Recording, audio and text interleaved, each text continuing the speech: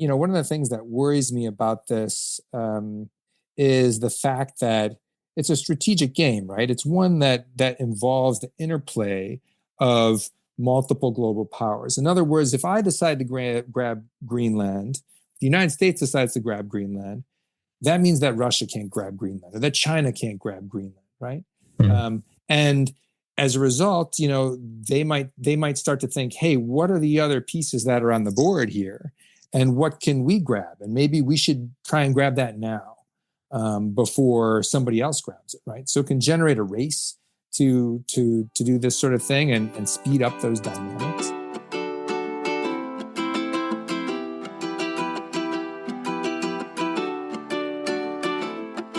Welcome to Deep Dive with me, Sean C. Fettig.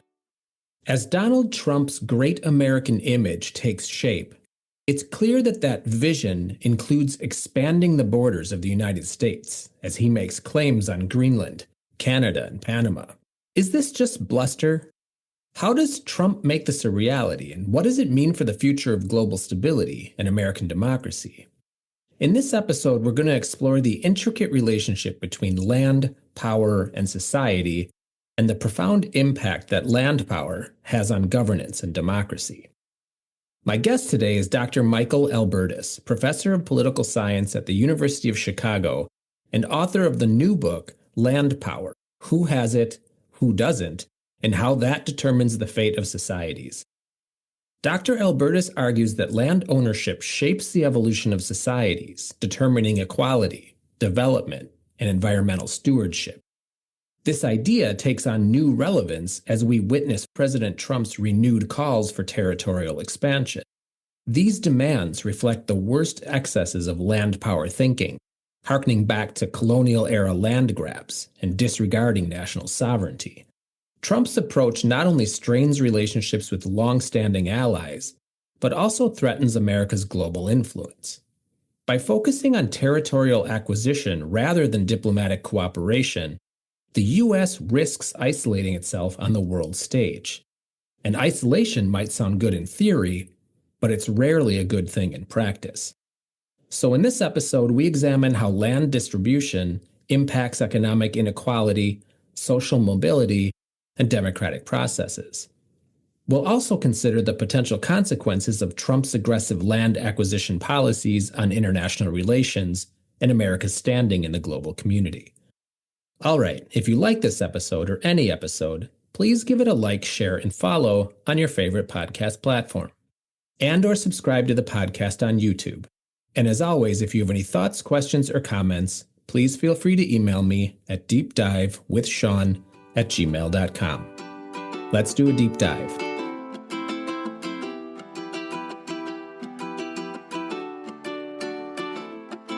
Dr. Albertus, thanks for being here. How are you? I'm doing well. Thanks for inviting me on the show. Absolutely. I think this is kind of an apropos topic for discussion right now for a handful of reasons. I think for different reasons and in different ways. We've been confronting the reality of land ownership and land power globally, but also very specifically here in the United States since the dawn of our country, but in some very particular ways for the past couple of decades. And even when we don't necessarily know that that's what we're talking about when we're talking about things like reparations and tribal rights and land recognition, et cetera, all of these things actually have roots in historical patterns of land ownership. And I think to some degree, we have thought, or we've made the mistake of thinking that land and boundaries are settled issues largely, at least in the northern and western world, that we've transcended a history in which people were subjugated and enslaved and exploited over land. But that's really just patently false. And maybe the most obvious examples today include Russia's claim on Ukraine, Trump's ambitions for Greenland and Canada, maybe even Trump's claim on Ukrainian minerals. So while an understanding of land ownership and its implications is an historical exercise, it is also very truly an exercise in contemporary geopolitics. And this is something that you study and therefore something that you've thoughts about. So I'm glad to have you here to talk about it. Yeah, I have plenty of thoughts about all of that. It's a very interesting contemporary moment in that land is entering the stage sort of front and center now. And as such, these territorial claims, territorial competition for resources as well, which are, of course, rooted in territory, are all at the forefront now of kind of a changing global race for power. And so maybe we should start here because this might put us in an interesting space for conversation in that you studying this might have you clearly have a broader, deeper bench of understanding. And so you might see the current state of play very differently than myself. And I would consider myself to be the layperson. So I think of the global order as having been established primarily around the end of World War II. And that includes not only the boundaries that we have, for the most part, established since then, but also the ambitions that people have to expand their territory as being clipped wings since then. And so we've had this, to the layperson, the boundaries that we've had for the most part, at least for the great powers, are pretty much established, right? And so at least the last decade has been, I think, somewhat jarring for people like me to imagine that there are European countries whose boundaries are perhaps still at play, right? And now here in the United States, this serious discussion of expanding U.S. territory. Where I'm going with this is to somebody like you, is this as shocking as it is to somebody like me, or is this just something that in the context of history ebbs and flows? I would say both in some sense. I mean, it's shocking, I think, to a lot of present observers just because it's such a significant departure from the way in which the global order has operated over the course of the last roughly 8 decades.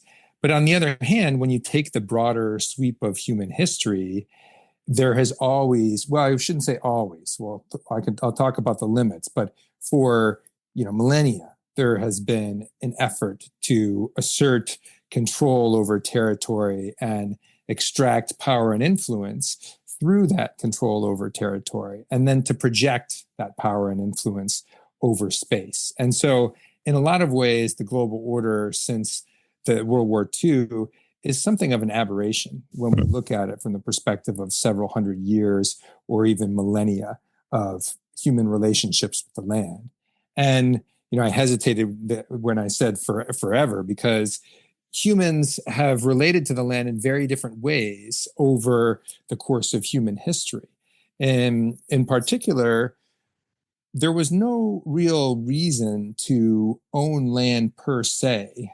When you go back, let's say before 10,000 BC or before even about 5,000 BC, when we started for the first time to see settlement on the land, year-round settlement in sedentary societies, that started to occur around 10,000 BC. And then, permanent agricultural towns started to take root around 5,000 BC. And then that created a new relationship with the land, because all of a sudden, rather than say following, resources seasonally, things like animal herds or, wild, harvesting of berries or nuts or something like that, people were fixed in space, and the control over that space meant control of surplus on the land. And that generated a new relationship between the land and power.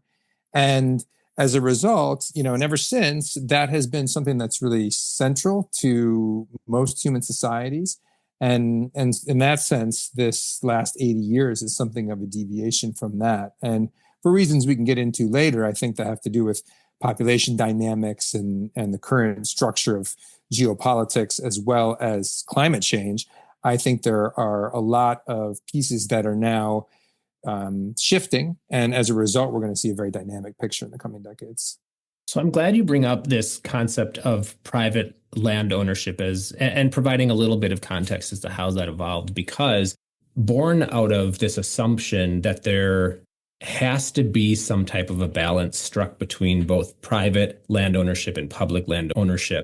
People can always quibble over where those boundaries lie, but the reality is that private land ownership has not always been something that has existed. And so I guess I wonder if you could tell me a little bit more about how society structured itself in such a way, or in a time when private land ownership didn't exist, and how the evolution of society changed as a result of the introduction of things like private land ownership, and how that continues to inform our social development today. Sure. I'll say that, there's a lot of diversity in early societies and more generally in indigenous societies in terms of relationships with the land and territory. But for best we know, from historical records and from more current practices, as they've been documented over the last several centuries, humans and human societies were, prior to becoming sedentary, were relatively mobile, whether year round all the time or part of the year. And as a result, there was often a relationship with a territory, but that territory didn't necessarily have definitive boundaries in the way that we think of definitive boundaries today.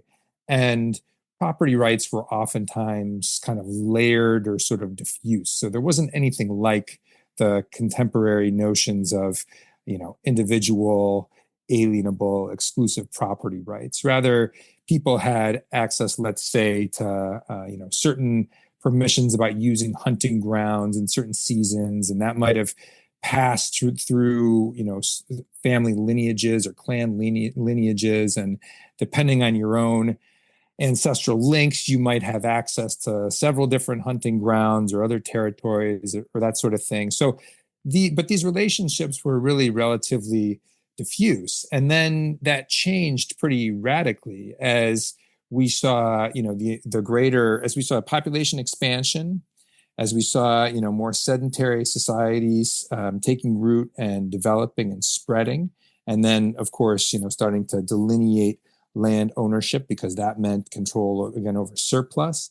And that model went viral, so to speak, with colonization and imperialism. And as people settled, especially from European countries to new lands around the globe, and brought those notions and forms of property rights with them, and then they spread quite substantially. But of course, that spread was uneven. I mean, even if you think about the United States, if you look east of the Mississippi, there's very little public land east of the Mississippi. If you look in the western part of the United States, it's about 50% of land.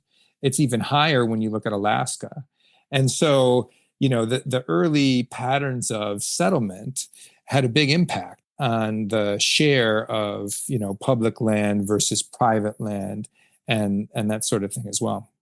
So one of the things that I find particularly, I guess maybe the word is interesting.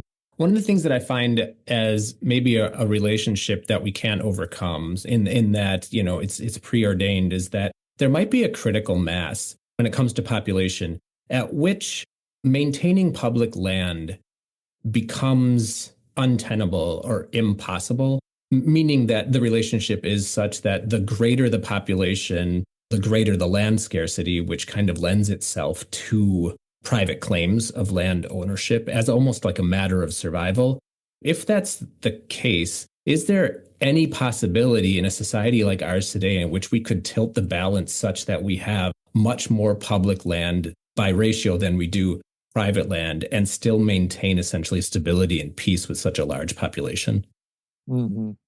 Yeah, those are really, I would say that they're interesting questions, although I'm a land nerd. So yes, I would say that there definitely seems to be a pretty significant relationship between population and land scarcity and things like privatization, or more generally, you might think about enclosure. So, the global population in 10,000 BC was just a handful of millions of people, something like, let's say, the population of modern Latvia or Finland or something like that. I mean, it was extremely, extremely small. It was a few hundred million by the year zero, and it was a billion by 1800. Obviously, today we're at 8 billion. And so that has huge implications for thinking about people spreading out in the land and needing to access resources, especially in agrarian economies, but even well beyond that, because of course we still are all eating food off the land, right? That's produced on the land. And so there's an inherent, I think, tension between having kind of public common pool resources and, large populations. And so That doesn't, however, mean that necessarily that we're kind of doomed as populations continue to increase for a couple of reasons. One is because the human population is going to go from 8 billion today to about 10 billion sometime before the end of the century, at which point demographers predict that the global population is going to crash effectively rather than slow plateau or slowly decline. And so we might be retracing, 8 billion, 6 billion, 4 billion relatively quickly. And that's going to open up new possibilities for, public land. The other thing is that there are different ways to conceive of property rights or ownership over land. And if you think about something like, let's say, conservation easements, right?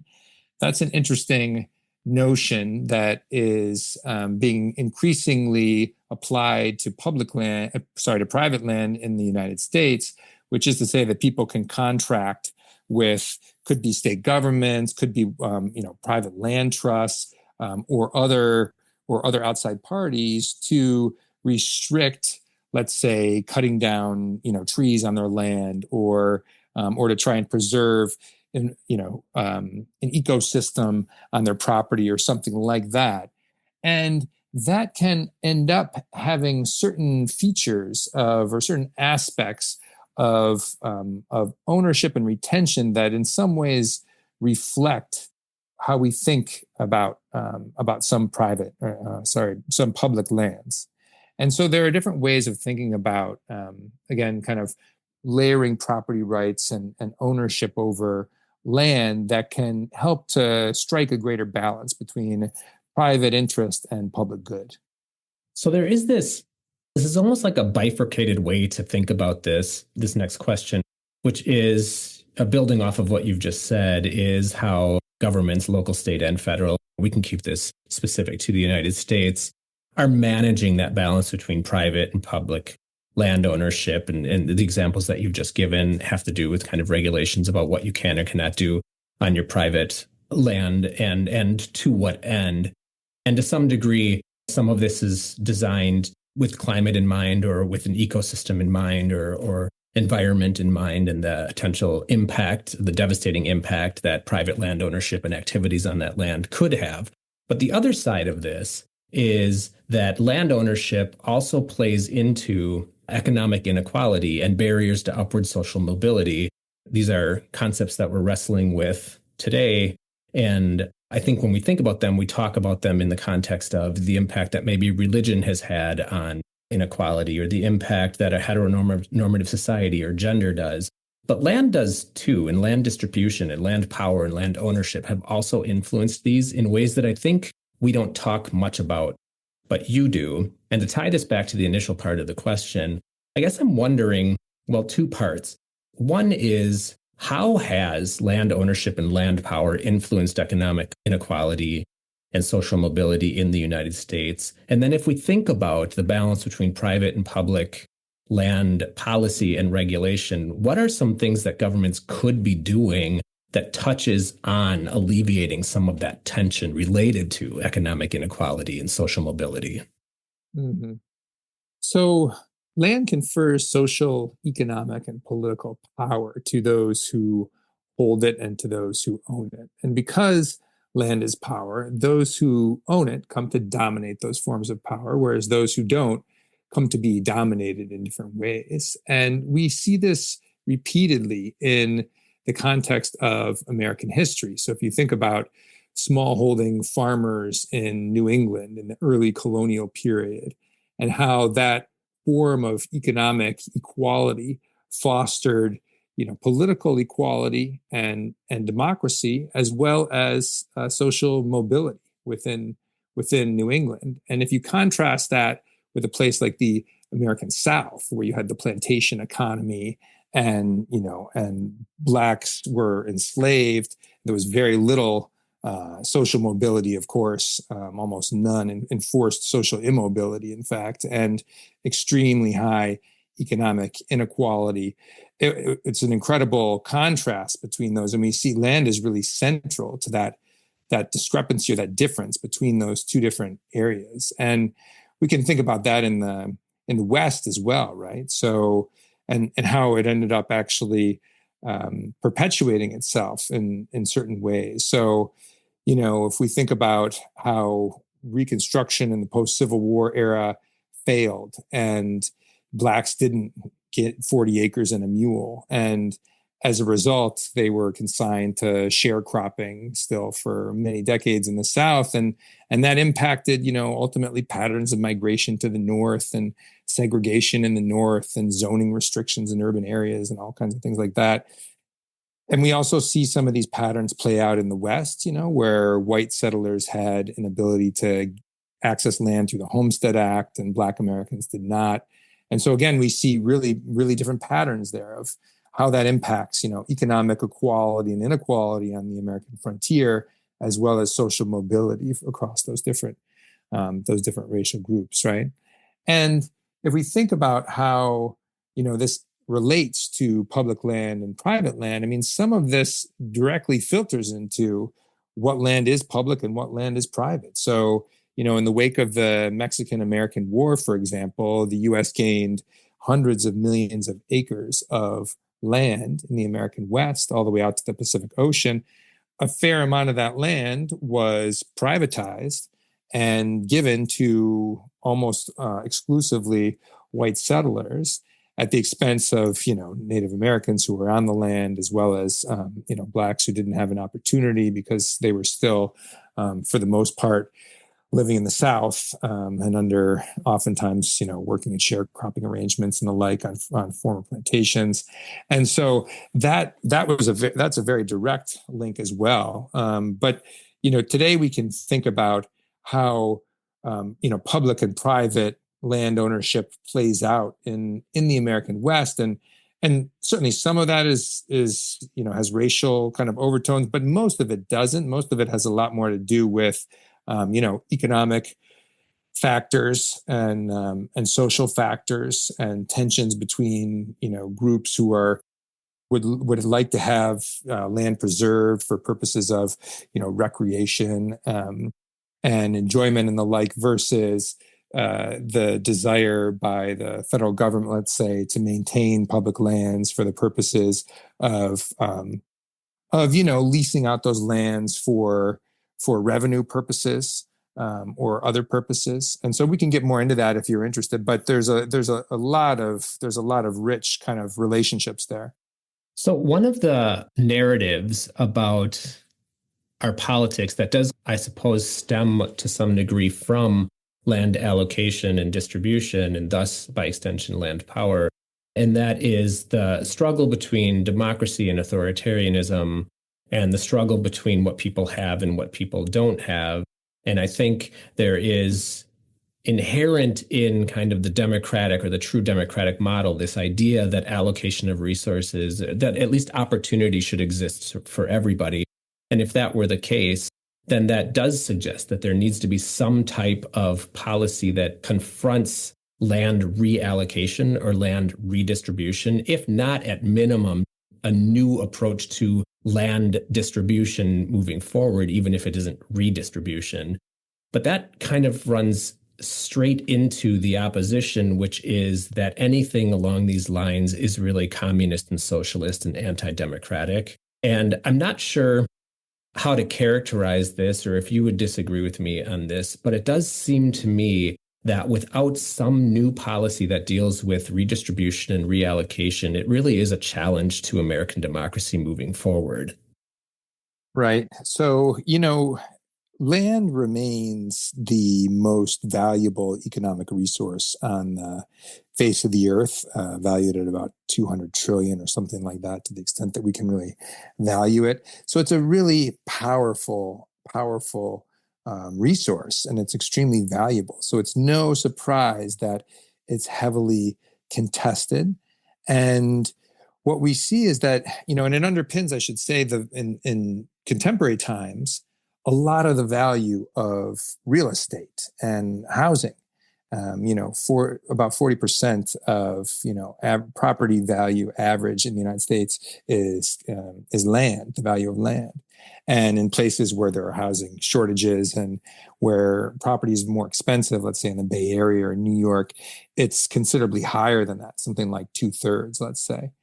And so, in my view, and so that means that this is a very valuable resource. There's only kind of so much to go around, so to speak. And like you say, how the decisions that we make about who gets access to what have important political implications. And let me tell you a couple of kind of stories about that in the recent-ish American past in ways that are, I think, germane to this discussion. So if you think about other housing shortages, let's say in the course of the 20th century, and what that meant for challenges to democracy, we could think about housing shortage due to labor and supply issues in World War I.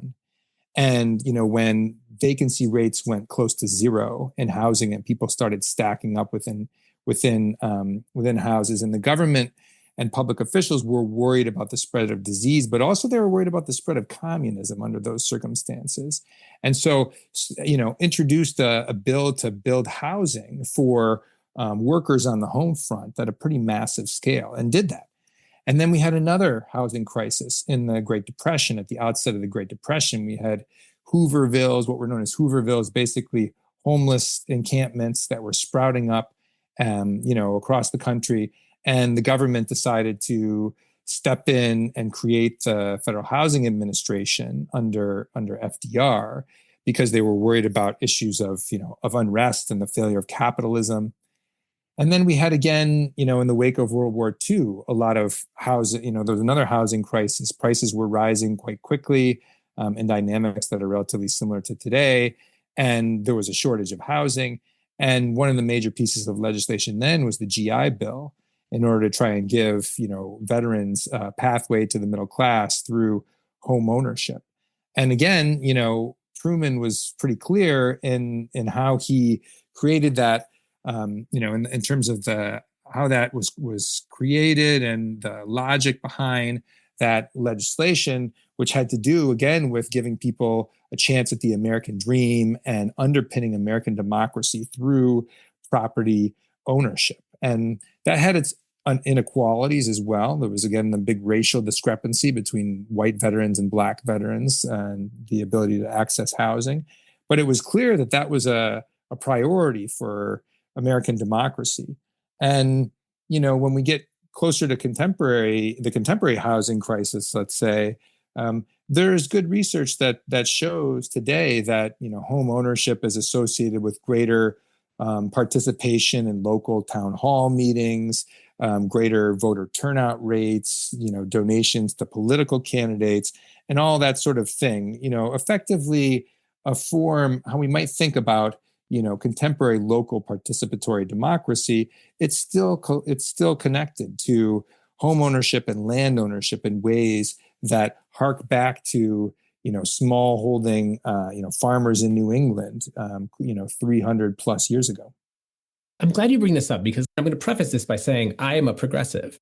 But before I owned a home, I thought about housing very differently than I do now. I thought about it as security and safety, primarily, right? Like someplace that I could go and feel safe. If there is an element of ownership, I could protect my things, right? But when I bought a home, of course, there's, safety and security that comes with that. But then there's a monetary element to it, which is about the land that I have. I don't want that taken away from me. And I do think that I do participate probably in our democratic processes more, but I do catch myself approaching it from a different perspective than I am maybe even comfortable with it, which is, well, how much is this going to affect my taxes? Or how much is this going to affect my home value? And that there's a certain tension in that, in being a homeowner, and I guess to some degree a landowner then by extension, and being a progressive that really does care about land scarcity and about inequality.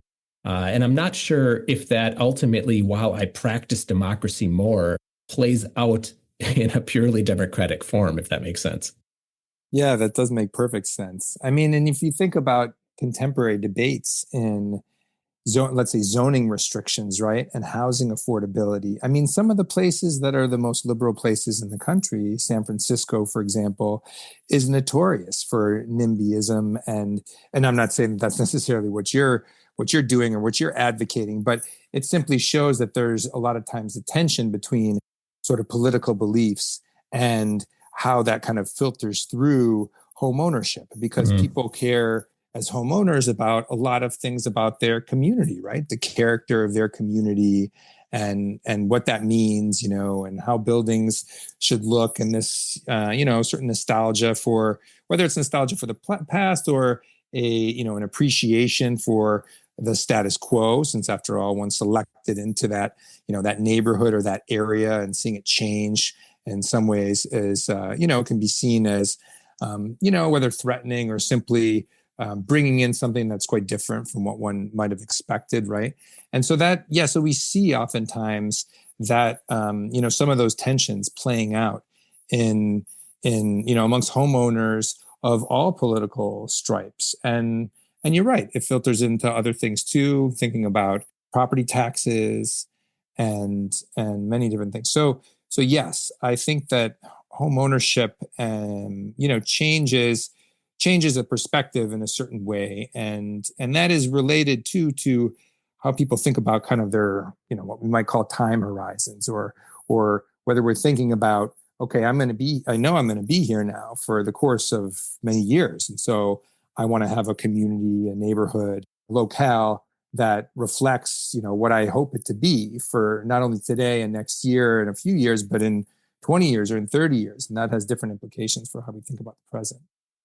Considering land scarcity into the near future globally, but specifically in the United States, and the implications that has for our localities and the type of governance that we have, and the influence that it has on things like populism and nationalism and xenophobia, et cetera.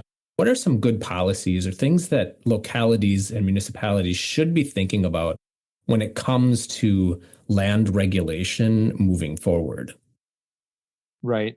I mean, the answer to this could, in theory, I think, change over time. But in the present, it's pretty obvious, in my view, that the problem is basically a problem of undersupply, and when it comes to housing, and an inability to access land in the ways that we need to access land for the broader health of our communities, and the ability to integrate, folks who are at the margins of the economy, who are feeling the heat from renting, who are facing down an increase, let's say, in institutional investing, as well as young people, right, who are trying to crack in for the first time to new jobs and into home ownership in a way that will give them this vested kind of interest in the future over the long haul, and enable them to build generational wealth in ways that prior generations have been able to do. And so, in my view, that has to do with things like, how are you going to create affordability and open up land and development and building?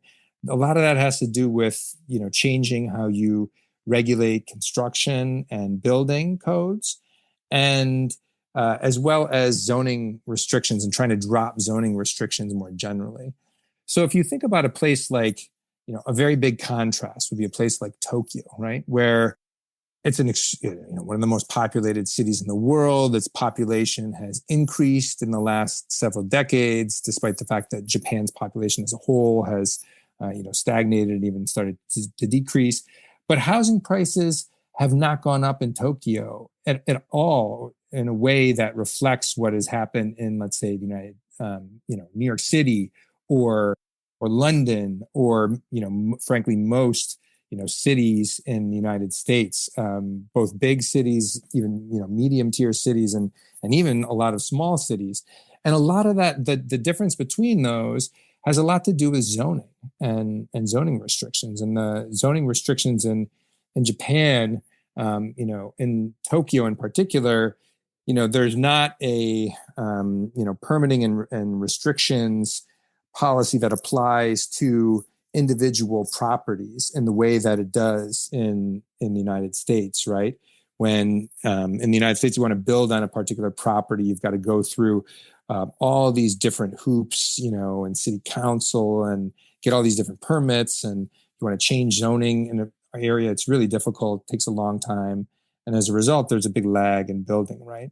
And there's been a pent-up lag really since the Great Recession. Whereas in Japan, there's a simple set of codes. You've got different nuisance levels. There's 12 nuisance levels. And, if you're below a certain nuisance level in terms of building, it's sort of, the idea is residential is residential is residential. And so, if it's not, if you're not trying to build a factory or something like that in the middle of a neighborhood, then you can build. And that has facilitated greater housing access and affordability over the long term. And I think we could take lessons from that and try and apply them to a lot of the locales in the United States. And there are ways to think about doing that, for states and the federal government to try and incentivize a lowering of these zoning restrictions.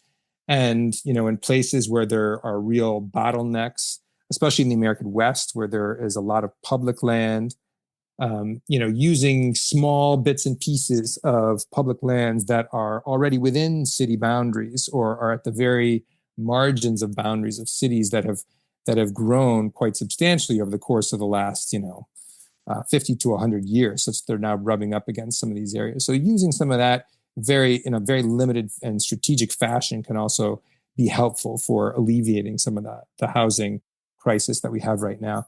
There are other ideas and policies out there too, like providing first-time home buyers with a credit or, providing favorable loan terms for folks as well. But, all of that has the problem that there's still, at the end of the day right now, a supply constraint, and that really needs to be addressed.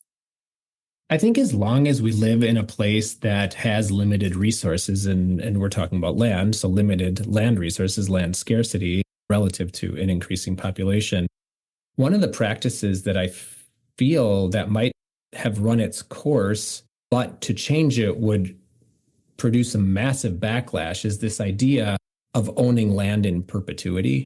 I used to live in New Zealand, and there are large swaths of New Zealand wherein you buy the house, but you lease the land. And this might be true of, other places as well. But in the United States, we're pretty much inculcated into believing that once we've bought land, as long as we pay our taxes, that land is ours, and we can pass that on to family members, and we can expand that if space permits. And that land just becomes unusable or unavailable to anybody else until we or our ancestors decide to sell that land. And so that does allow for certain people to gobble up quite a bit of land that never has to then return to the people.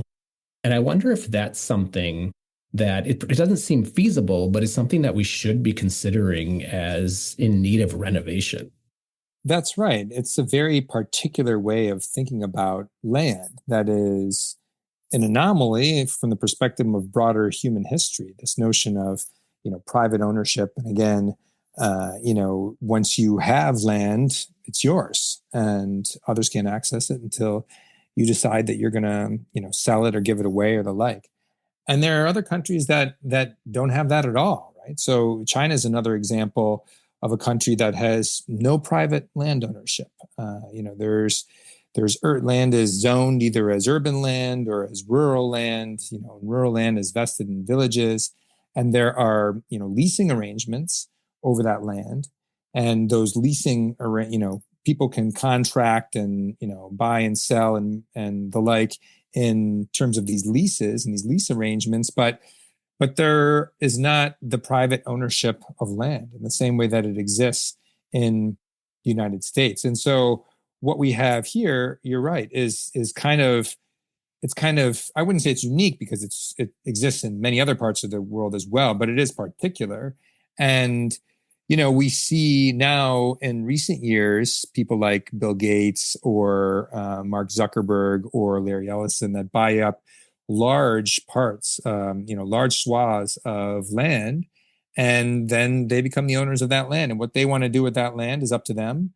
And they cannot return to the public domain unless they decide that that's what they want to do with it, right? And so it's a very restrictive form of thinking about ownership. And in that sense, it also inherently has to have these broader societal implications, right? Because if some people decide they're going to enclose, large tracts of land, then that has implications and externalities for other people. Their inability to access that land, maybe the inability to decide, let's say if that landowner wants to cut down all the trees and that impacts the environment or impacts biodiversity, or contributes to climate change, and we don't have the capacity. Other people in society don't have any say over that, but they have to suffer the consequences, right? So inherently there is this kind of social dynamic behind property, whether you want to formally, recognize that and incorporate that in a legal structure or not. So I feel like we need to talk about the recent U.S. expansionist view that we've taken. So Trump has set, and I guess by extension, the United States have set their eyes on acquiring Greenland. Canada, I don't know if that's tongue in cheek, you never really know, maybe parts of Panama, etc. And that would disrupt radically the global order. And so obviously there are geopolitical implications. But for someone in your line of work and through the lens of your work, what worries you about this, if anything at all? There's, in fact, a fair amount that worries me about this. So for a variety of reasons, as we talked about a little bit earlier, the global order in the last 8 decades since the end of World War II has been one in which outright territorial land grabs have been, more or less off the table. There have been a couple of exceptions to that, but they've been exceptional. There have been very few outright land grabs in that time period. When you compare that, let's say, to the interwar period between World War I and World War II, or in the 100 years prior to World War I, when there was, the amount of territory that was changing hands was quite significant, really quite significant. I mean, it was only in the late 1800s, let's say, that Italy unified as a country, which was basically the culmination of a process of territorial conquest by one part of Italy over others. And the same was true with Germany, right? So, the formation of modern countries and nation states as we see them, that occurred through territorial conquest. And it was relatively recent. And so there's a lot on the horizon now, and there's a lot that might be, subject to reshuffling in a new world in which we have, a return to those prior dynamics, in which the global order is, eroding in many ways, and the norms and the laws against grabbing territory are eroding. And that raises the possibility, of course, of not only outright war, but also increasing strategic competition over resources and again over territory. And there's a broader one of the things that worries me about this is the fact that it's a strategic game, right? It's one that involves the interplay of multiple global powers. In other words, if I decide to grab Greenland, the United States decides to grab Greenland, that means that Russia can't grab Greenland, or that China can't grab Greenland, right? Mm-hmm. And as a result, they might start to think, hey, what are the other pieces that are on the board here, mm-hmm. and what can we grab? And maybe we should try and grab that now before somebody else grabs it, right? So it can generate a race to do this sort of thing and speed up those dynamics. There's another element too, which is that it's hard to see how climate change does not play a really important role here. And we're only at the forefront of what we're going to see when it comes to changes that are on the horizon from a dynamic and shifting climate. So, as the, polar ice caps are melting to a greater degree, seas are rising, in some places are being hit by more systematic drought or more extreme weather patterns and the like, that's going to shift the habitability and the attractiveness of different territories in ways that are unprecedented in human history. And so Greenland is a very good example of this. Greenland, right now, a lot of it is still covered by ice. It's can be difficult to access resources and the like. But by basically all climate predictions, that picture is going to change dramatically in the course of the next 50 years, and certainly by the year 2100, such that a lot more of Greenland is going to be ice-free throughout the year. It will be much easier to conduct mining for valuable natural resources. And, the climate is going to become more attractive. And furthermore, northern shipping routes are going to open up in very new ways, such that there will be northern shipping routes that run along the northern part of Canada, the infamous Northwest Passage, as well as along the northern coast of Russia. And those are going to become major shipping routes. And Greenland is a waypoint along those shipping routes. And so there's also a geostrategic reason why one might want to have an outpost there, right? And so, you start to extend that logic and you think about, hey, now, what about Antarctica, right? A place where a vast territory that has been, covered in ice for the course of, human history, and is basically inaccessible in many ways. And there's, has long been international cooperation to use Antarctica for scientific purposes. And some of that is starting to erode now. There's already encroachment and the abrogation of some of those agreements, and we could see how that might unravel in the future.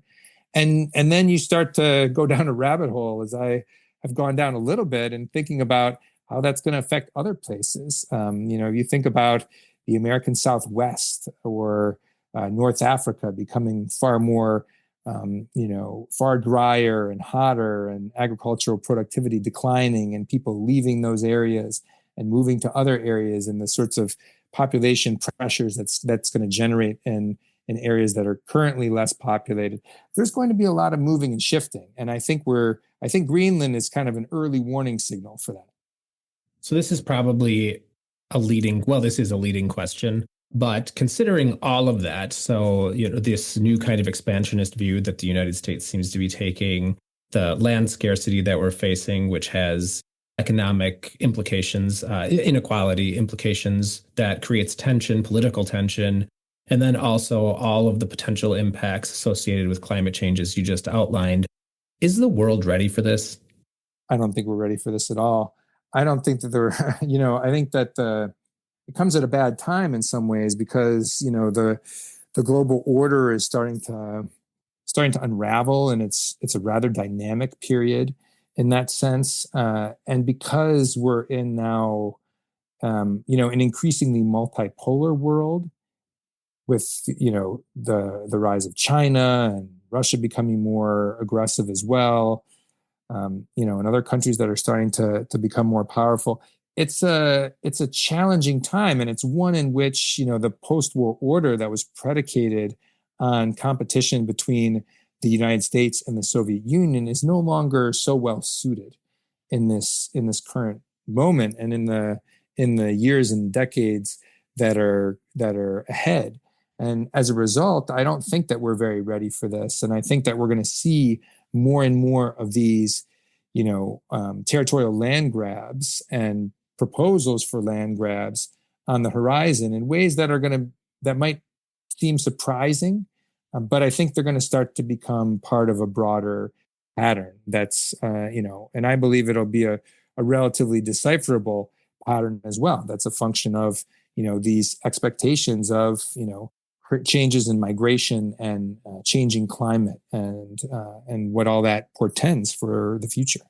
While I think that generational divides along political lines no longer hold the way that we maybe have thought they have over the last 20 or 30 years, I do see a bit of a silver lining, which could be completely empty air. But I do notice that some of these folks that seem to be very resistant to change and are aggressive and seem to be posing some type of a threat to the global world order, they're really the older guys in China and Russia and the United States. But if you look at places like Europe, for the most part, Canada, South America, for the most part, barring Brazil, there's a lot of younger folks that are coming up and leading the country and taking control. And I do have a little bit of hope that means we may see a shift in the near future, but I don't know.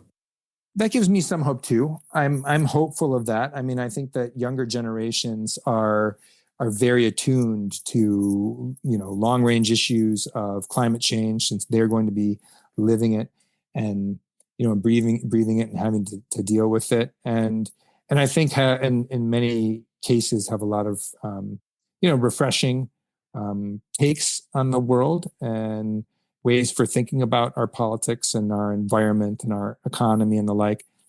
I also do, I am concerned by, trends like, let's say, in Europe, the rise of the far right in, a number of countries in Europe and even in the United States, and inclusive amongst young folks at rates that we haven't seen in recent decades. And so I'm also attuned to that, and that also gives me some pause, or makes me believe at least that it's not going to be a sort of end of history kind of conclusion, and that we're definitely sailing for, kind of a brighter future, but rather that it's going to be something that people are going to have to fight for, and it's not going to necessarily come of its own accord. Or in our lifetime, yours and Sure. mine. Okay, final question. You ready for it? Yep. What's something interesting you've been reading, watching, listening to, or doing lately? And it doesn't have to be about this topic, but it can be. Well, one thing that I'm doing a lot lately is running, which is something that me too. Great. Yeah, something that I usually do a lot of, but I find myself doing even more of it in these times as a way to kind of center myself and clear my mind and appreciate nature and all that kind of stuff. So I've been doing some of that, and but I'm always, I've been reading up a lot as well about kind of climate predictions and, when thinking about the future, as well as, a couple of other things that I'm working on. I've been thinking more about the Reconstruction era in American history, and that real, what I would consider to be a missed opportunity at sort of getting things a lot better than we did.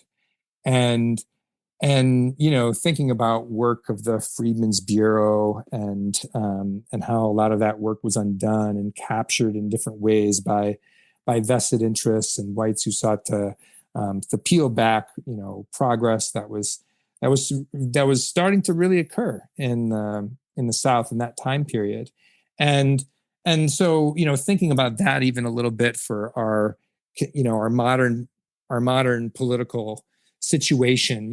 How do we get things right? How do we get things wrong? What does that look like, and for whom? So I've been thinking through a lot of that more lately as well. I've been doing the same, and I've also been focusing on rebuilding Europe and then I suppose the global order after World War II. Because I think what's becoming clear is there's a lot that we got right, but also a lot that we got wrong then as well. And I think there's this little glimmer of hope that we tend to kind of focus on the worst possible outcome, but I have this hope that there's maybe at least a 50% chance that, things get pretty bad, but it shakes out for the better in the end, and that we learn from that. Yeah, agreed. I mean, I would say, one of the things that I mentioned sort of in passing, but should be taken quite seriously, is the fact that the global population is probably going to decline pretty substantially in the next century. And that is going to that's going to completely rewire how people relate to the land, to their environment, to each other within society. Everything, I think, is going to be reshuffled when that actually starts to occur. And, you can see glimmers of it already in certain places like Japan or Germany.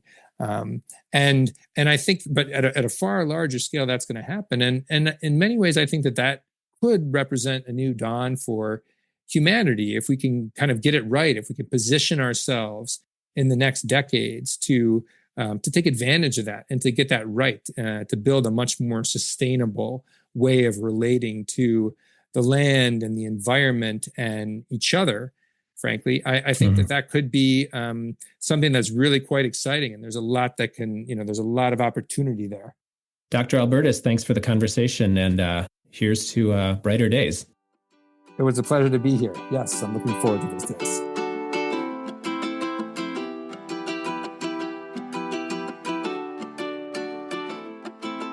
Trump's aggressive rhetoric toward acquiring Greenland, Canada, and the Panama Canal reflects a dangerous misunderstanding of modern geopolitics and land power dynamics. As Dr. Michael Albertus explained, Such territorial ambitions are misguided and potentially harmful. These policies could severely damage international relations, undermine U.S. soft power, and destabilize long-standing alliances. Trump's approach ignores these nuanced realities, potentially exacerbating issues like poverty, inequality, and climate change. Instead of fostering cooperation and mutual benefit, such aggressive land grabs harken back to colonial era thinking, which history has shown to be detrimental to global stability and progress. In the end, America will reap what it sows, and it won't be good. All right, check back next week for another episode of Deep Dive. Chat soon, folks.